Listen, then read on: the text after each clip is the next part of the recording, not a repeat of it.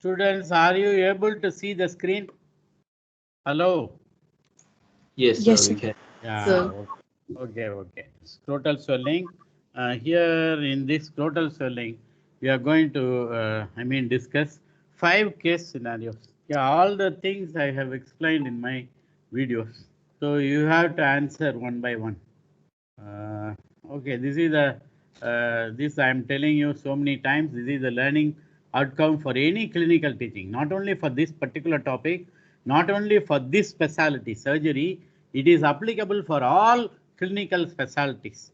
Okay, what? Yeah, okay. I will tell you once again what is the aim of all our clinical teaching. It is number one is you should be able to elicit a detailed history from the patient, and then you should be able to do a thorough physical examination. So after eliciting a detailed history and doing a thorough physical examination, you should be able to come to a reasonable working diagnosis or provisional diagnosis. So after arriving at a provisional diagnosis, you have to do relevant investigation either to prove your diagnosis or to refute your diagnosis. So then after ordering, no, you should know how to interpret the results of this investigation. While they are giving the report, you should be able to interpret the results. Yeah, that is also very important.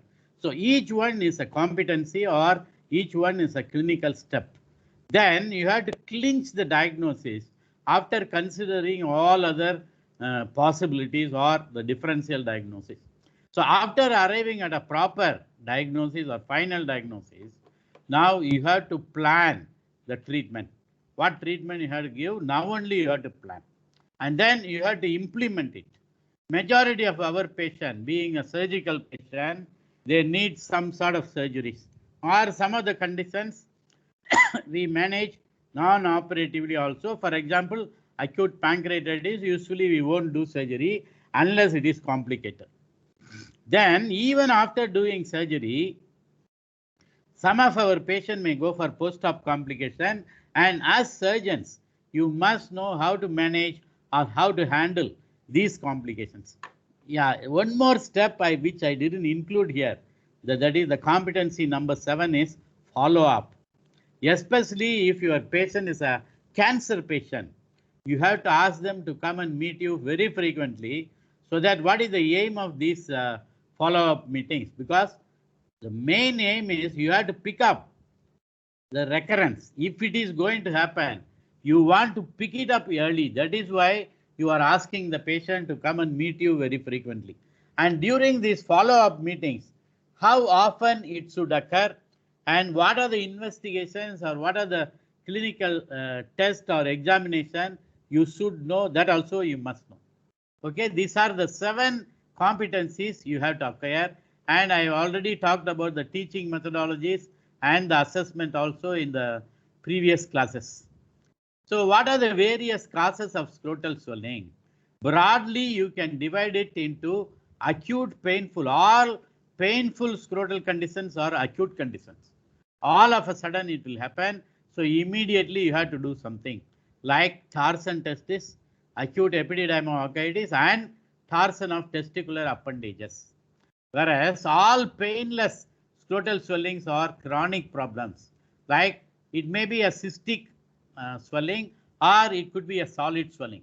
If they are cystic swelling, it may be hydrocele, epididymal cyst, or spermatocele. Okay, or if it is solid swelling, okay, it could be a testicular tumor or it could be a chronic epididymoarthritis. Varicocele is a special variety. It is not actually a big swelling. You are seeing the dilated veins over the scrotum, looks like the bag of worms appearance. That is a classical description of varicocele. Okay, this is what I am going to teach today.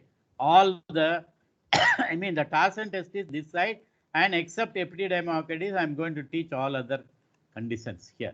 So this is very important diagnostic algorithm. So if your patient is having a scrotal swelling, the first thing you have to do is get above the swelling.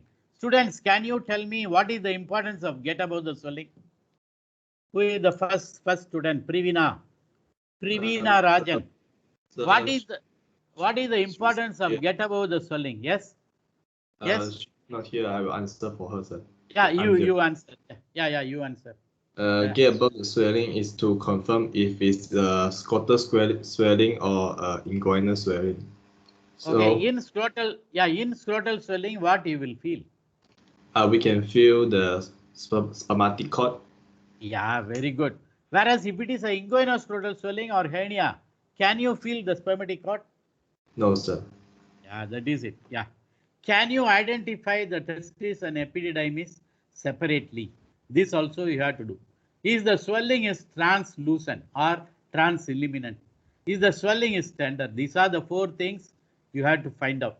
Swelling is not confined to the scrotum and it is having cough impulse. It is reducible. Testis is palpable separately and it is opaque, not transilluminant. So we are dealing with a case of hernia.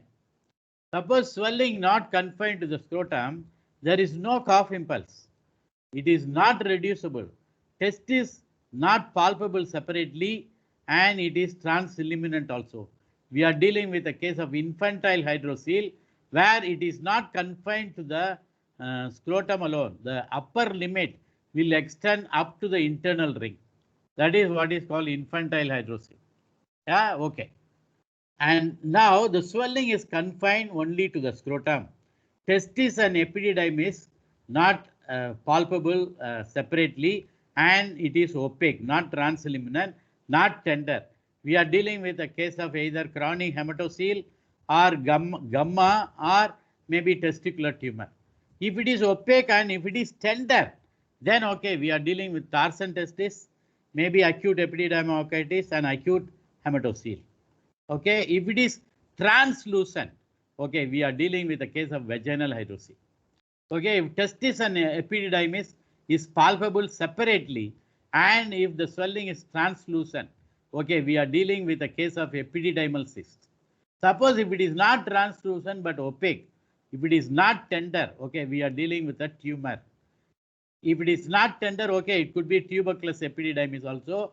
If it is tender, it is acute epididymoitis. So this is a diagnostic algorithm, very important. How to arrive at a diagnosis, you must know this. Okay, now we are going to the first case scenario, and who is there? Who is going to read? Jefferson, Yes, are you sir. there? Yeah, Yeah, can sir. you read? Can you read this case scenario, please? Case number 1, I have developed a painless swelling in my scrotum. 35-year-old male patient present with the painless progressively increasing right-sided scrotal swelling for the past 2 years. On examination, 10 to 15 cm size of scrotal swelling palpable in the right scrotum which was not tender, fluctuant, transilluminant, not reducible with no cough impulse. Get above the swelling was positive. What is your diagnosis and why are you saying so? Yeah, one minute.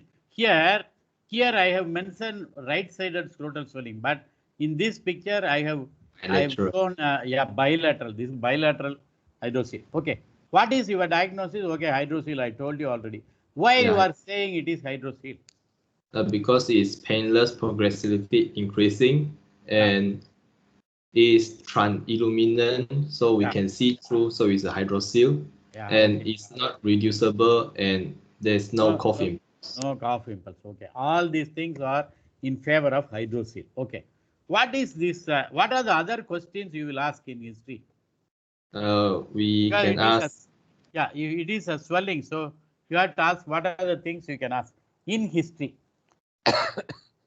We can ask if it have any diurnal variation, because when the patient lying back, the swelling might get better.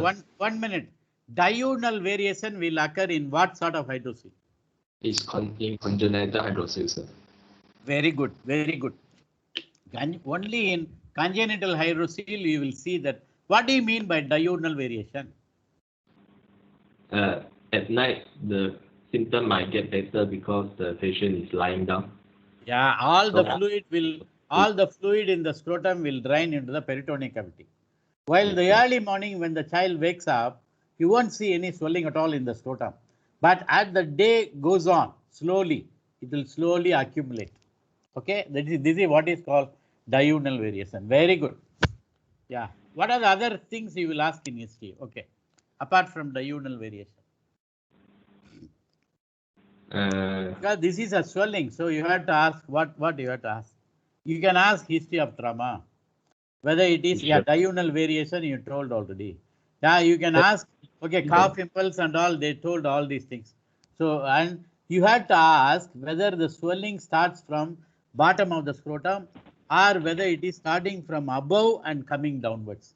If it is starting from above and coming downwards, that is hernia. If it is starting from bottom of the scrotum and going up, probably it is hydrocele. Okay, all those things you can ask. Okay. Now, maybe I'm going to the next student, Muhammad Firdas. Are you there? Hello, sir. Morning. Yeah. Can you tell me what are these tests? 1, 2, 3, 4. All the signs you are going to tell. This is question number C or question number 3. So, what is this test?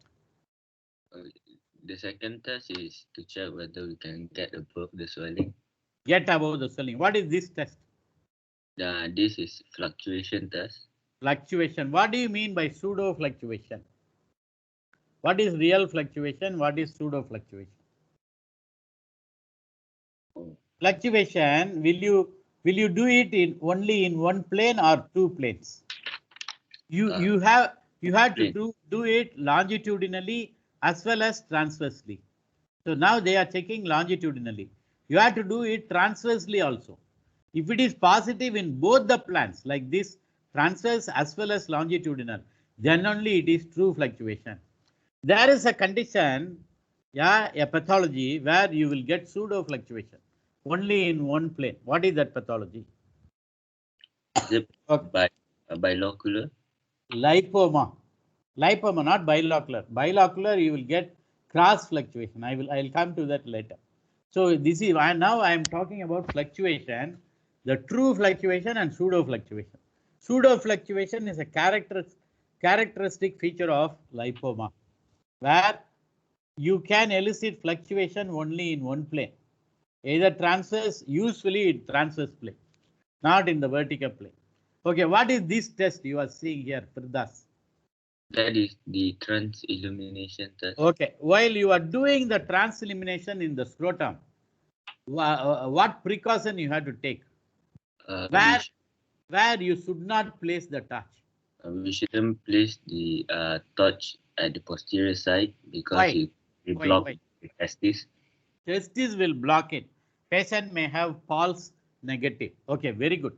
What is this test? They are pulling the testis downwards. What is this test? That is traction test. Yeah, in which pathology you will do this test? Very good. We can do this in encysted. Very good, very good. Encysted hydrocele. If you pull it, what will happen to the encysted hydrocele? The swelling will get fixed, then it will move together with it. Yeah, if you pull it down, that also will come down. Okay, I'm going to the next student, Kukilan. Kukilan, are you there? Kukilan is not there. Kukilan Kumarasamy. Okay, is not there. Gayatri, are you there, Gayatri? Yes, sir.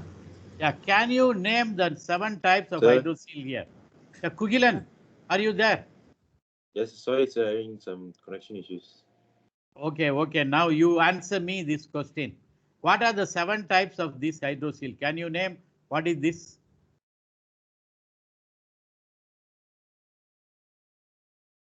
Hello, are you there? Yeah, yes, sir. Congenital hydrocele, sir. Which one is congenital? Yeah, this is congenital. The first one, yeah. Yeah, okay. What is this? Funicular hydrocele. Funicular, very good. What is this? This one is the infantile. Infantile, very good. It is stopping at the deep ring level. What is this one? Encysted hydrocele. Encysted. In this encysted hydrocele only, this test will be positive. What is this test? Just now the traction test will be positive only in this condition. What is this one? This is the commonest hydrocele. Vaginal hydrocele. Vaginal hydrocele. What is this one?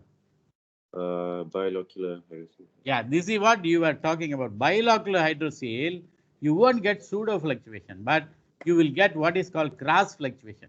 If you press here, you can feel it here in the abdominal wall. If you press the abdominal wall, you can feel it here. These are actually two cystic swellings connected by interconnector.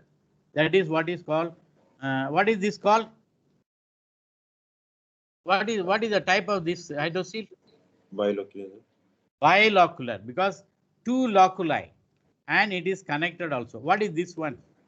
You are seeing something there. The hernial This is sac. hydrocele. Yeah, but what is this one is blocking the internal ring? What is this? The hernial sac, sir. Yeah, this is hernial sac. Okay, Oh. what is this white structure coming here and blocking the internal ring? What is this? That is omentum. That is omentum is coming and blocking here. Okay, right. I am going to the next student. Who is the next one? Gayatri. Yes, sir. What are the surgeries being performed here and here? What is this surgery? What is this surgery where you are seeing something like a fountain-like fluid is coming? Yeah. What is the name of this surgery? Opening up the Yes. tunica vaginalis. Yeah, tunica. This is tunica vaginalis. Okay. But what is the name of this surgery? Yes. Anybody? This is okay. Right. What is the name of this second surgery? Lord's plication. Yeah, this is Lord's plication. This is a small hydrocele. You have to make this is your the tunica vaginalis, where you have to take rows of sutures like this. Okay, this is tunica vaginalis. You have to start from here. This is epididymis. So you have to start from here and you have to suture it. All those things, so that the tunica vaginalis will form a cuff around the testis. So this is called Lord's plication. What is this operation? Name of that operation? Jabelis operation. Jabelis operation, where number one, you have to incise so that all the fluid will drain, and then you have to extend this incision, and then you have to turn it to the posterior. You have to incision and eversion of the sac. We call it eversion. You have to bring it to the posterior surface, and then you have to suture. That is what is called Jabelis operation. Very good. Okay, maybe Gayatri, you can answer. Post-op complication. What are the post-op complication can happen? Hematocele. Sorry. I have mentioned even in my, the video wrongly. Prof. Santosh Pai, you all know, no? He only pointed me, it is not hematocele, it is hematoma, because there is no longer that sac, because we have averted the sac. So it is no longer called hematocele. Hematocele means accumulation of blood in the tunica vaginalis sac. Now we have averted it. So now you have to call it as hematoma only, not hematocele. Okay, right. Anything else? Okay, hematoma, infection, sinus, yeah, recurrent pyocele, recurrent hydrocele. Okay, these are all the complications that can happen. Okay, I am now going to the second case scenario, and the next student, Jeevitha. Jeevitha, are you there? Yes, Jeevitha? sir. Yeah, can you read this, please?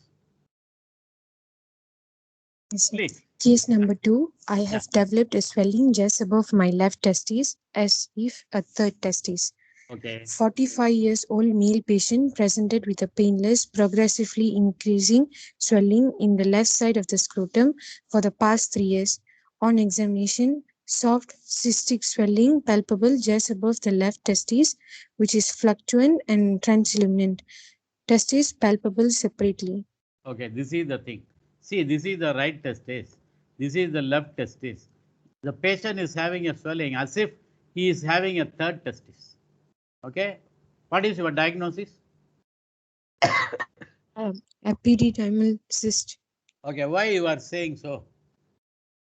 What are the points for epididymal cyst?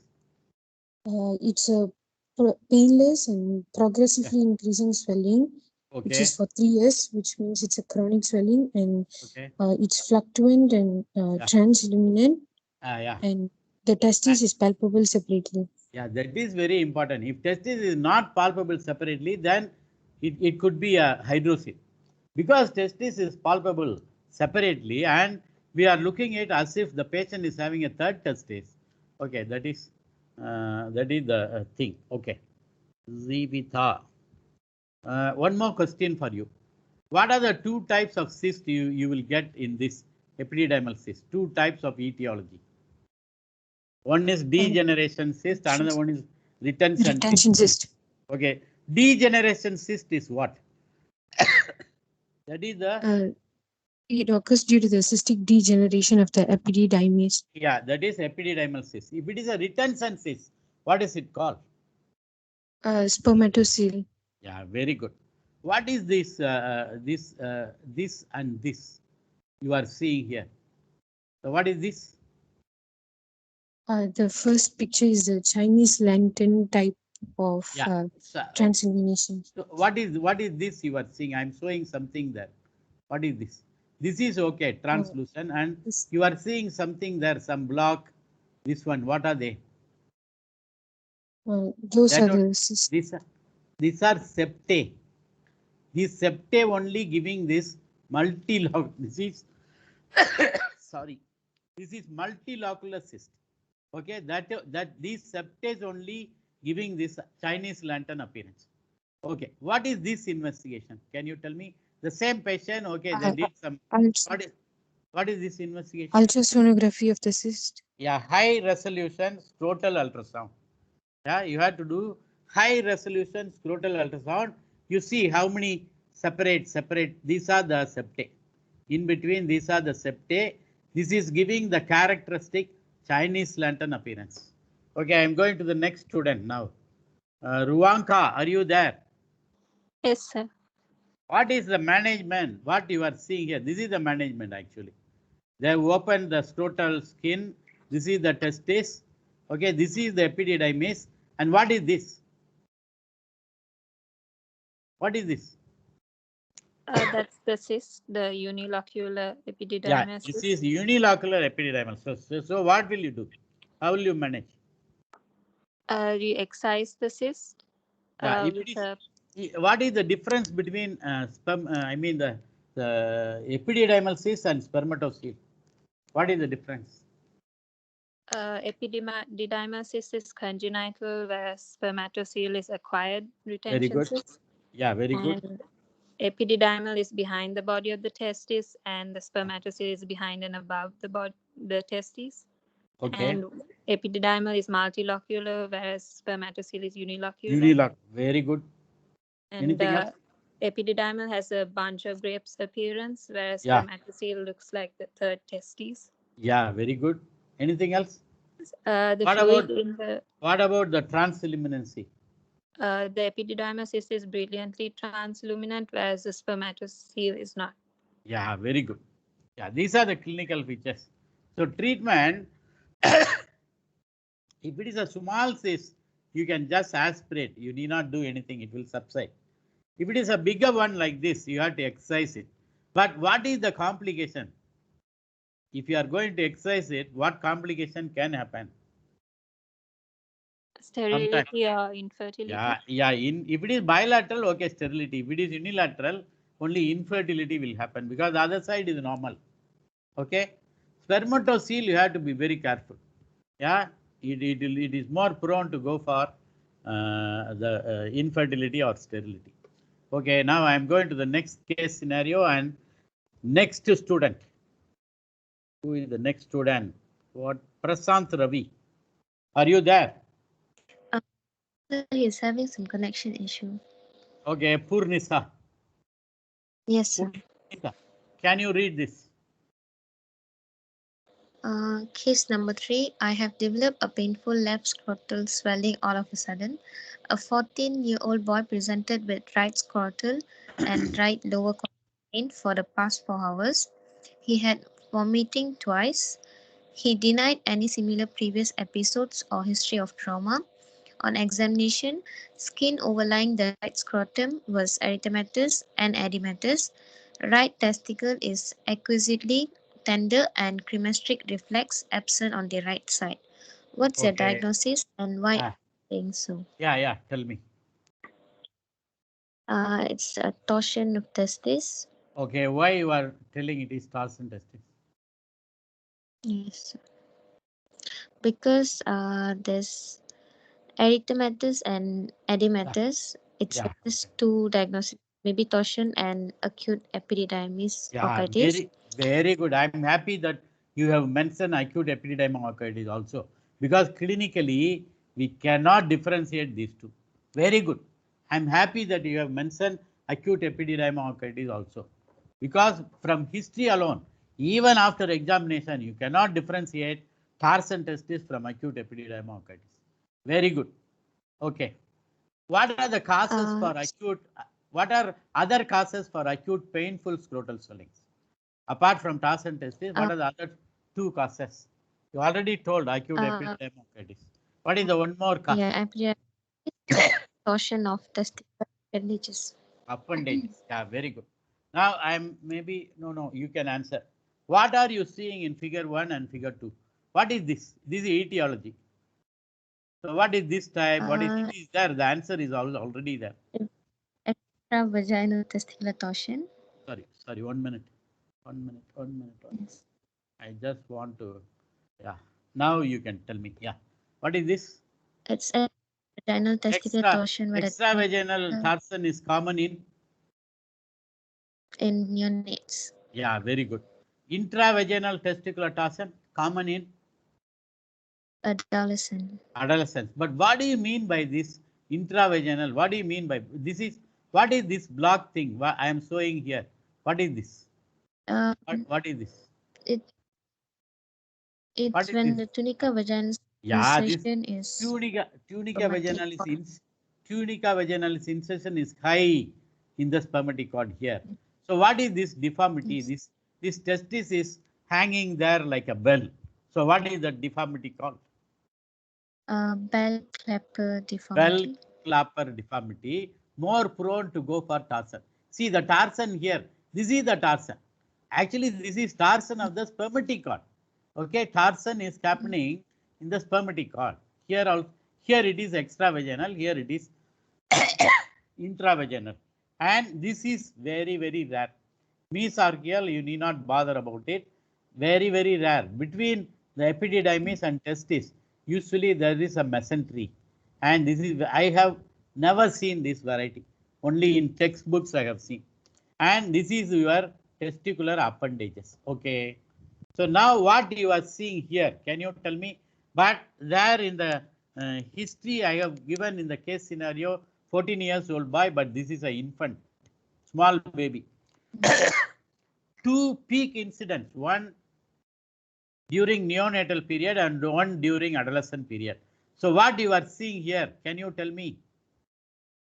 This left-sided testicular torsion because it looks edematous and erythematous. No, don't tell me testicular torsion. You are seeing only the skin. Skin of the scrotum is edematous and erythematous. That only you have to tell.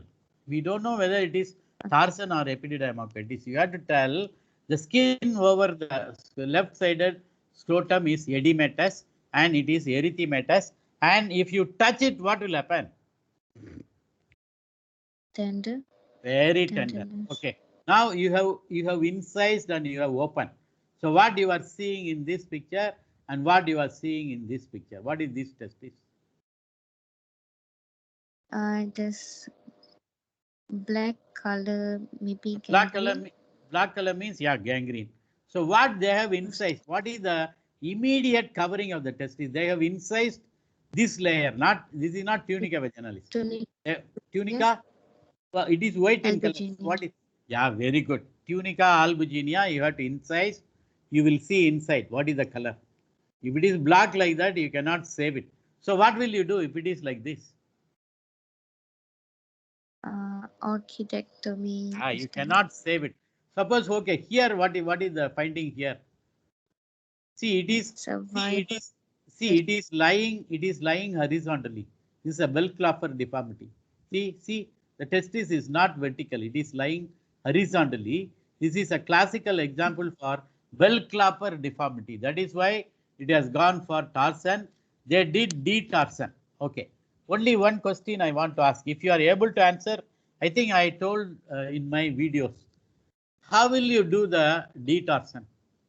Usually the torsion is taking place towards the midline on both sides. So if it is on the left side, in which way you will detorse the testis? You have to do it clockwise. You have to turn it clockwise. Whereas on the right side, you have to do it anti-clockwise. That is away from the midline, like opening a book. This is what I think I told you in my videos also. So very important. This is a practical thing which is essential for the operating surgeons. They must know how to detorse this one. Okay, right. Now I am going to the next student. Who is the next student? Sankara Devan. Yes, sir. You are seeing something here in this picture. What is this? Testicular appendageal torsion. Yeah, appendageal torsion. Okay, epididymal appendages, because this appendage is attached to the epididymis. This is if it is attached to the testis, it is called testicular appendages. This is epididymal appendages. What is this sign in this testicular appendages torsion? You are seeing something here. What is this? It's a blue dot sign, sir. Very good. Blue dot sign. Very good. So what is this investigation? What is the gold standard investigation to differentiate, I mean, the acute epididymoitis from torsion testis? The Doppler ultrasound. Yeah. What is that one name for that? Doppler ultrasound is called. What is the other name for Doppler ultrasound? Venous Doppler ultrasound. No, this is not venous. Doppler ultrasound has got another name. Doppler is one technology. Ultrasound is another technology. They combine both together. Now it becomes a hybrid technology. This is called duplex scan. Okay, what is your finding here? What is the finding here in this picture? The central testicular blood flow is absent. Yeah, this is the testis, where at the center of the testis there is no blood supply. Only in the periphery you are seeing blood supply, here and here. So what is your inference in this patient? Indicates there is occlusion of blood vessel in testicular torsion. So this is a case of testicular torsion. Very good. So you have to operate immediately. Suppose duplex scan is not available. The parents of the baby, a small baby, they brought the baby at 1 o'clock in the morning, 1 a.m. So what will you do in this scenario? Immediately do exploration, sir. Immediately you have to explore. Okay, I agree. But what you have to do before exploration? Straight away you will do a. Straight away will you do exploration, or you have to get something from the parents? I am giving you the clue. Yes, yes. Yeah, what? Not sure. No, you have to talk with the patients. No, what is that called? Before surgery, for all patients, we used to get something from the patient, or from, in pediatric case, from the parents. We used to get a sign from them. What is that called? Informed consent. Patient consent. Informed consent. You have to explain the parents the situation, because the best thing is you have to do a duplex scan. But since duplex scan is not available at that time of the day, yeah, for the benefit of the doubt, because how long you can wait for the exploration? What is that? Why? Yeah, why some noise is coming? What is this? Why some noise coming? Yeah, okay. So what do you have to tell to the parents? What do you have to tell to the parents? The operation should be done within 6 hours Not Yeah, within 6 hours. Yeah, that is the time limit. After 6 hours, even if you are going to do surgery, there is chance for the testicular gangrene already. Yeah, that is why you have to intervene before 6 hours. This you have to explain to the parents, and then you have to do the surgery. Okay, now I am going to the next case scenario, and the next student. Who is the next one? Sonia. Sonia, can you read the case scenario, please? Yes, the case number 4, I have developed dilated bunch of veins in left scrotum. A 50-year-old male patient presented with swelling in the left side of the scrotum for the last 4 years, which started in the lower part of scrotum and had gone up to the root of scrotum. Swelling disappears on lying down and reappears on standing. On examination, a mass of dilated veins feeling like bag of worms in left scrotum was palpable. So diagnosis is not difficult at all in this case. So what is your diagnosis? Diagnosis is varicocele. Okay, what is the etiology of this lesion? Why they are developing this varicocele? Etiology, or what is the risk factors? Etiology, there's idiopathic and primary because of the incompetency of the valves. Yeah. And there's secondary, it's either a pelvic or abdominal mass, which is usually the left renal cell carcinoma. Very good, in excellent. the left renal vein. Why it is more common on the left side and not on the right side?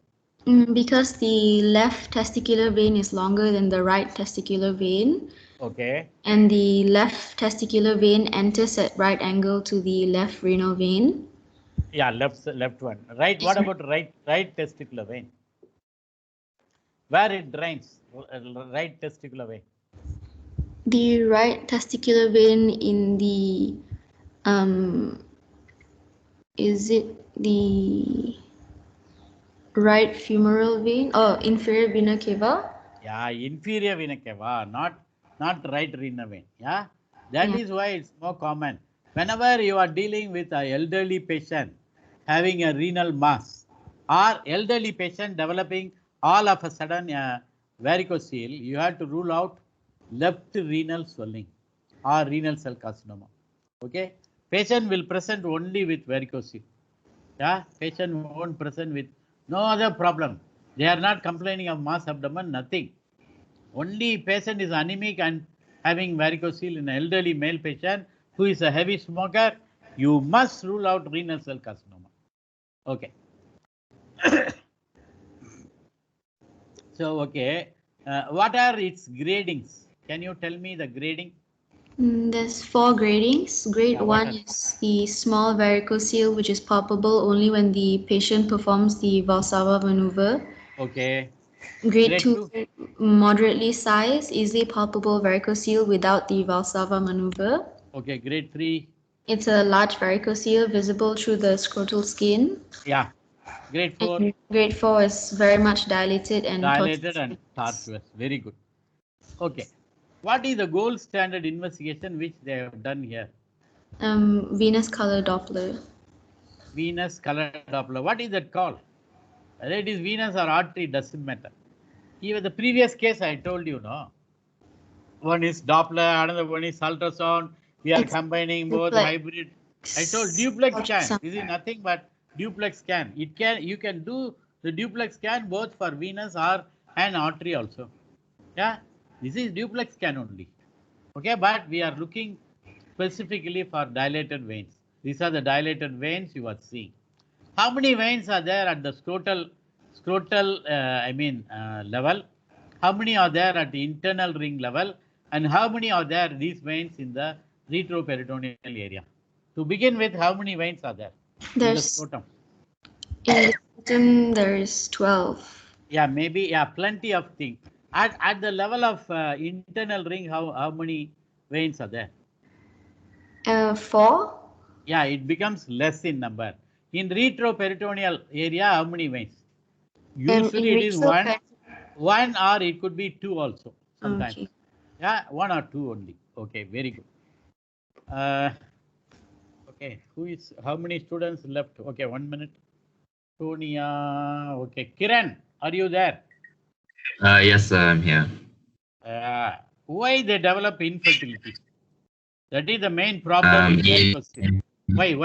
When there's a varicocele, the scrotal temperature is usually higher, and that will cause impaired spermatogenesis. Higher means how much higher?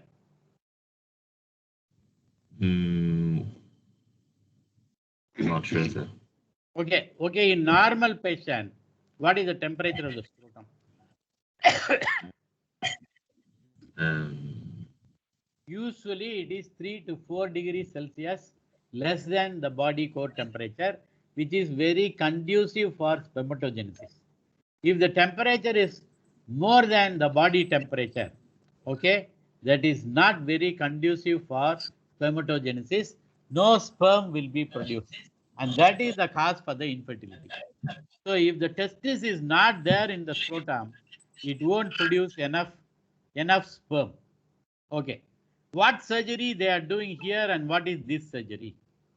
Can you tell me, Kiran? That is a varicocelectomy using an inguinal. Yeah, this is inguinal approach. Very good. What is this surgery? This is a laparoscopic one. That is a Palamas operation. Palamas operation. Very good. This is retroperitoneal area. We are doing it with laparoscopy. What is this procedure here? Here you are seeing that is a oil embolization. You can do it with what is this technique called? I don't know whether I have told you or not. What is this technique called? You are going through the right femoral vein. This is called Seldinger technique. So you have to puncture the right femoral vein, go through it. Okay, this is the femoral vein, and probably this is iliac vein, and then the IVC, and then you have to go through the left renal vein, and you have to cannulate selectively the testicular vein. Go there, spermatic vein, yeah, testicular vein. Go there, go down here at the level of the internal ring. Okay, you can inject the coil. This is what is called therapeutic embolization or minimally invasive surgery. This also you can try. Okay, and now I'm going to the last case scenario. Okay, and who is there? Muhammad Hafiz, are you there? Yes, sir. Can you read it? Case number 5, I have developed a heavy solid lump in the scrotum. A 22-year-old male patient presented with a painless swelling in his right scrotum for the past 3 weeks. The swelling was not increasing in size. There's no history of trauma, fever, or burning micturition. On examination, 5 by 4 centimeter size hard painless mass in his right testis. Para-aortic and virtuous node are palpable. Okay, this is the clinical picture. You are seeing a big swelling there, 5 into 4 centimeter size, right-sided tumor. So what is your diagnosis? Okay, you told testicular carcinoma. Why you are telling it is testicular carcinoma? There is painless swelling, and there's palpable para-aortic and virtuous nodes. Very good. So is it cancer of old age or what? Testicular carcinoma, is it cancer? Usually cancer affects elderly people only. But what about the testicular tumor? Is it affecting younger people or older people? It can affect the younger people. So. Not it can. Usually it affects young people only. Okay, not it is uncommon in those who are more than 35 years. Yeah, all testicular tumor. This you have to remember. What are the risk factors? Can you tell me? It's common in the risk factor would be undescended testis.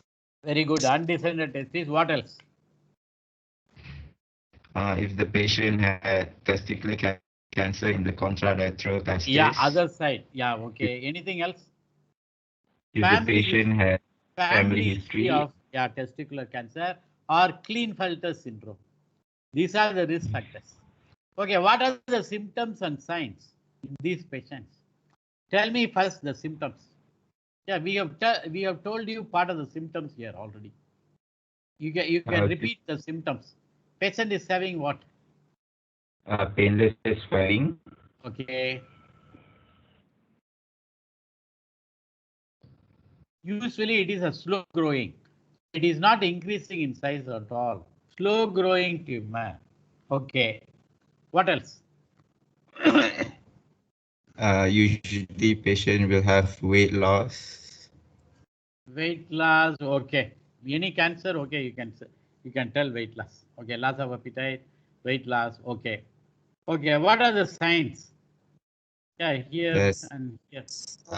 Para-aortic and Para-aortic virtuous node. virtuous node. Apart from that, locally, will you get any sign? Locally, it is very hard swelling. If you try to elevate it, you will feel that weight, heaviness in the scrotum. Apart from that, will you get anything around the testis?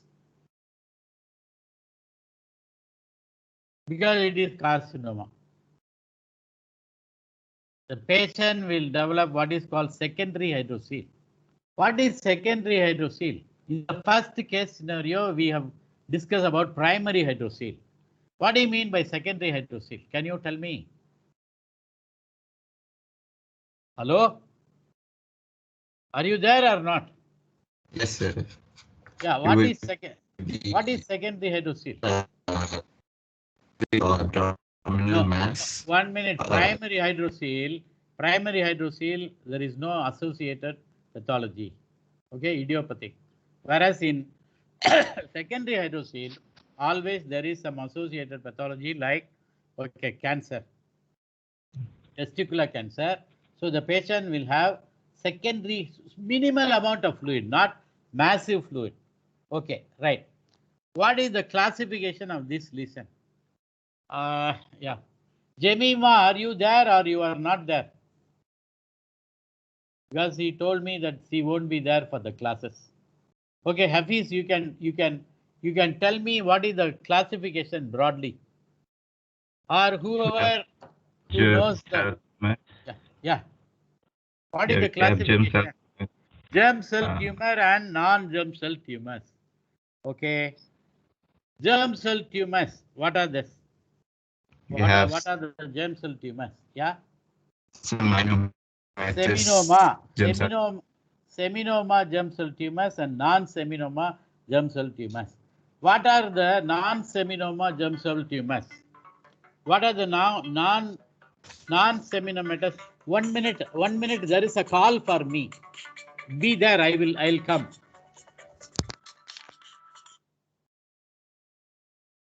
Class lidana.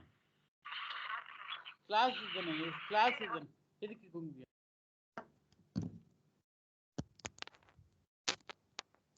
Hello. Hello, are you there? Hello. Yes, sir. Yeah, it is number 1 is germ cell tumor, seminomatous germ cell tumor. That is common. Non-seminomatous germ cell tumors. What are the 4 types of non-seminomatous germ cell tumors? Can you tell me?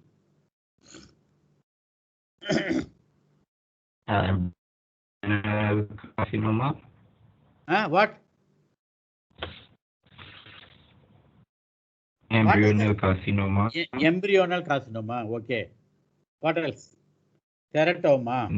Teratoma. Yeah. Endodermal sinus tumor. Yeah. Yeah. All and these.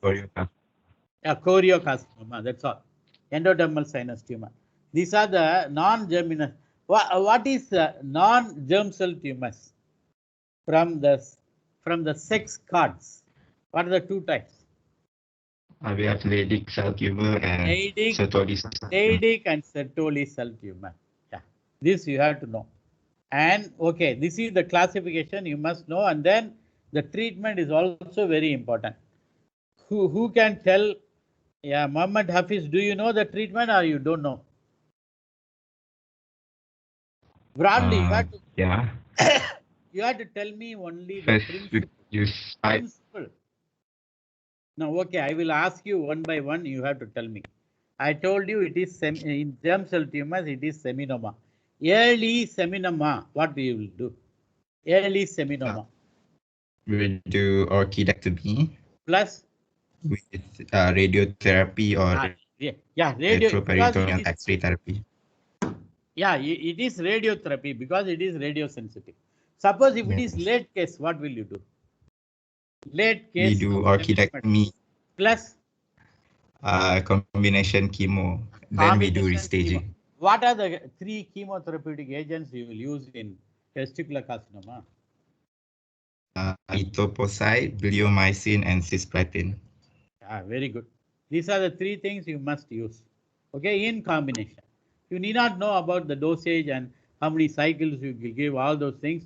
You need not know because the medical oncologist only will decide. You are not supposed to know the regimen and the dosage and all, but you must know the name of the chemotherapeutic agents. Suppose if it is early what is that? Non-sarcomatous germ cell tumors, early case, what will you do? We do orchidectomy with Yes. retroperitoneal lymph node dissection. Very good. Suppose if it is a late case? Then we do orchidectomy with combination chemo. Okay. You are seeing something in this picture. What is this surgery? This is inguinal glioma. This is what is this surgery? High radical inguinal orchidectomy. Inguinal. Only one question I want to ask you. I told you previously, whenever you are suspecting cancer, you have to take a biopsy. Will you do biopsy in this testicular cancer through the scrotum?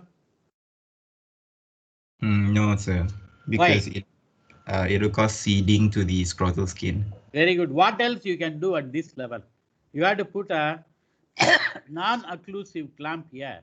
You have to take a small piece of tissue from the testis, send it for frozen section, so that the pathologist can tell whether it is carcinoma or not. On the table only you have to send. What is the name of that procedure? What maneuver it is called? I think I have told in my lecture. Chiwasu maneuver. Yeah. Chiwasu maneuver. Chiwasu maneuver. Yeah. This is called radical inguinal orchidectomy. If it is right side, high orchidectomy is nothing but radical right-sided high orchidectomy, or inguinal orchidectomy means it is high. You should not do it through the scrotal incision. That is what you have to remember. So all these things, I think with that we are coming to the end. What is this? Okay, I'm closing it and I'm coming there. Okay, students. Now, if you are having any doubts, you can ask me. We have discussed actually 5 cases. I have not gone into the detailed teaching of everyone, every case scenario, because I've already said for each one of these causes, I made a video. All of you might have watched those videos. So now you have answered. You are able to answer. Basically, you should know how to take history. What are the symptoms and signs? The history is symptom. Sign is your the physical examination. So, and then what investigations you have to do? This is what we are asking. And after investigation, probably, okay, if it is a cancer, we will ask about staging also. If there is any classification, because the various types of swelling in the testicular tumor, you must know the classification also. Germ cell tumor or non-germ cell tumor. Even in germ cell tumor, seminomatous germ cell tumor and non-seminomatous germ cell tumor, because the treatment varies. Seminoma is highly radiosensitive, whereas non-seminomatous tumor, there is no point in giving radiotherapy. Okay, you have to know all these things. This is the thing. This is how you have to approach all the cases. Yeah, now, do you have any doubt? You can ask me. Hello? Anybody? Sir? Yeah. Sir, for the varicocele. Varicocele, yes. Yeah. That's where we put the coil embolization, right, sir? Yeah, yes. So you were mentioning about some name for that technique. I didn't get the name. Pardon, it is called therapeutic embolization. You can put not only coil, there are so many things even so many materials you can put. The basis is these material will go and block the thing, so that and it will go for thrombosis. Everything will get, I mean, subsided. But there won't be any venous blood flow at all. Yeah, because the whole thing will get blocked. Therapeutic embolization. Yes. Okay. Thank you. Yeah. Anybody else? Anybody else? So tomorrow also I am taking morning, and day after tomorrow also I am taking you both morning and afternoon. Okay, this week. So what I will take tomorrow is peripheral arterial disease, because I know that Prof. Avate took already this topic, but I will be discussing only case scenario, no. So I am taking only 3 case scenarios, just some 40 minutes, that's all. Only 3 case scenarios in peripheral arterial disease. And then on Thursday morning, I will take varicose veins on that day morning. Afternoon, you are having PBL on thyroid. Okay, this is what we are going to do this week. Yeah. Then what is going to happen after 18th? We don't know. But so far, no announcement. Are they going to end the MCO or going to continue it forever? I don't know. Anybody have any clue? Hello? No, sir. So far. Nobody knows. Okay. Okay, we will act according to the situation. Okay. So Friday, in that case, if there is no MCO, okay, we can meet it in the skill lab. Are you, all of you are here in the hostel or what? Where are you? All of you are in the Movar campus or what? Or at your home? Yes, sir. Yeah, many of you Hostel, are in the we are Movar hostel. campus. Hostel only, in the campus only. So no problem. In that case, if they are going to lift the MCO day after tomorrow, then we can meet in the skill lab on Friday. That is, Friday is, I think, on 19th. So we can meet on that day. Otherwise, again the same online class. Okay. Any other question from anybody? Hello? No more questions. No questions. No more questions. Okay. In that case, okay, I am closing this session.